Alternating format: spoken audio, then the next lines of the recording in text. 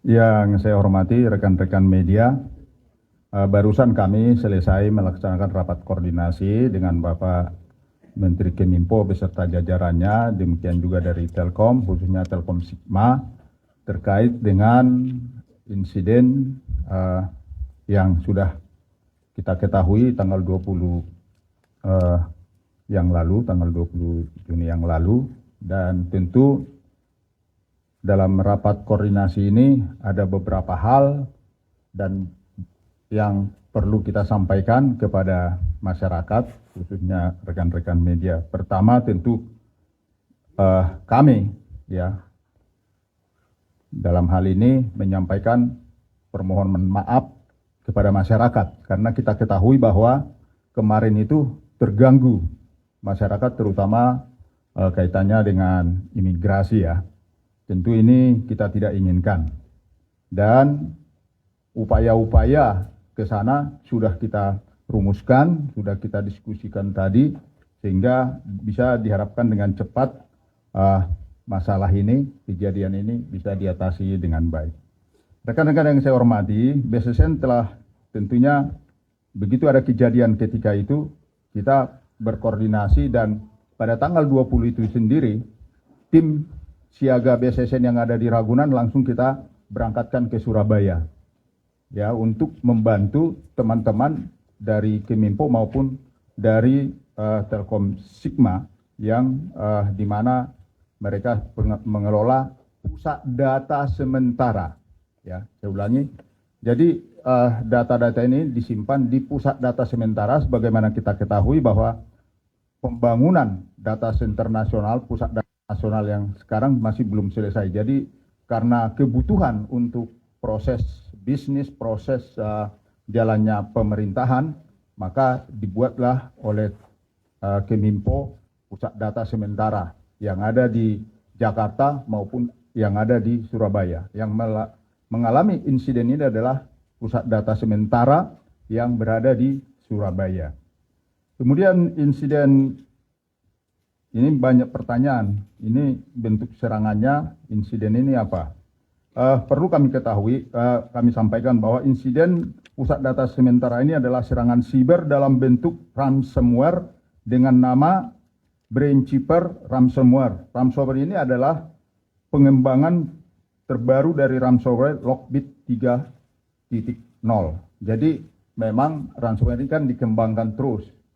Jadi ini adalah yang terbaru yang setelah kita lihat dari sampel yang sudah dilakukan sementara oleh forensik dari BSSN.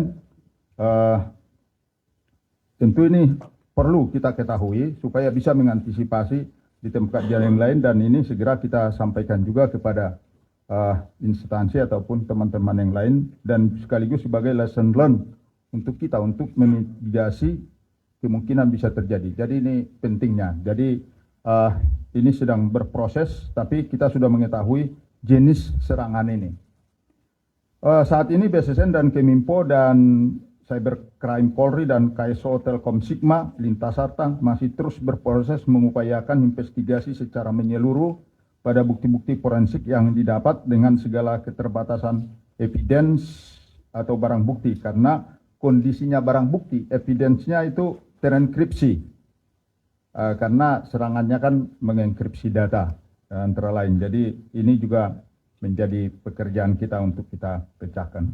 Kemudian kami laporkan kemajuan upaya-upaya yang telah dilakukan oleh pemerintah, khususnya oleh imigrasi ya, Ditjen Imigrasi. Senin pagi ini laporan terakhir dari imigrasi, layanan imigrasi yang terdampak sudah beroperasi dengan normal. Di antaranya layanan visa dan izin tinggal, layanan tempat pemeriksaan imigrasi TPI, layanan paspor, layanan visa on arrival, onboarding, layanan manajemen dokumen keimigrasian. Ini sudah berjalan, walaupun tentunya nanti tetap akan dilaksanakan evaluasi-evaluasi berikutnya. Terkait dengan dugaan insiden pada INAPIS, Indonesia Automatic Fingerprint Identification System yang ada di Kepolisian Republik Indonesia. Saya kira ini juga teman-teman wartawan akan menanyakan. Jadi hasil koordinasi kita dengan kepolisian nanti boleh ditanyakan kepada mereka lebih lanjut, karena ini kan data ini kan ditemukannya di mana? Dasar sumber informasinya dari dark web kan. Dark web itu sama dengan pasar gelap. Jadi tentu kita cross check, kita konfirmasi dengan kepolisian. Apa benar ini data kalian? Mereka bilang itu ada data, memang data lama. Itu sementara jawaban mereka. Tapi untuk lebih jelasnya nanti bisa. Dan kita juga yakinkan bahwa sistem mereka berjalan dengan baik.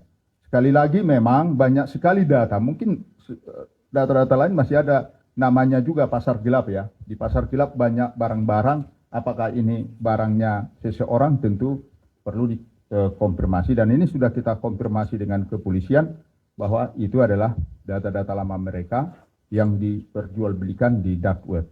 Ibu bapak sekalian yang saya hormati, itu kira-kira yang bisa saya sampaikan. Mungkin kalau ada pertanyaan lanjutan, monggo silakan.